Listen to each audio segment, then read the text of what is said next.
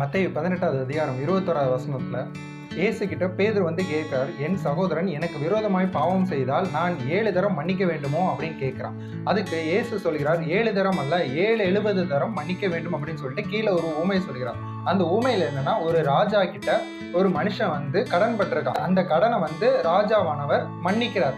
அதே மனுஷன் வெளியில போகும்போது அந்த மனுஷன் கிட்ட இன்னொருத்தன் கடன் வாங்கியிருக்கான். அவனோட கடனை இந்த மனுஷன் மன்னிக்கல.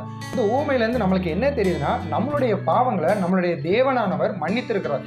எவ்வளவோ மன்னிக்க முடியாத பாவங்கள் செய்திருக்கிறோம்ல, அப்படி இருக்கும் பொழுது தேவன் நம்மளுடைய பாவங்களை மன்னிச்சிருக்கும் பொழுது நமக்கு பிற செய்த தப்பிதங்களையும் குற்றங்களையும் நம்ம மன்னிக்க தான் செய்யணுங்க. அதுதான் தேவன் இந்த ஊமை மூலமா நம்மளுக்கு எடுத்து காட்டுகிறார். அது மூலமா பேதுரு சொல்லுகிறார், என் சகோதரன் அப்படின்னு. சகோதரன் மட்டுமா அவனுக்கு தீமை செஞ்சிருமா? அப்படி கிடையாதுல்ல, எவ்வளோ பேர் செஞ்சிருக்கலாம். ஆனா நம்மளுடைய வழக்கம் என்னன்னா, நம்மளுடைய உறவுகளை தான் நம்ம எப்பயுமே குற்றப்படுத்திக்கிருப்போம். நம்ம மன்னிக்கப்பட்டு இருக்கிறோம், அதனால நம்ம மன்னிக்கணும் அப்படின்னு தான் தேவன் சொல்லுகிறார்.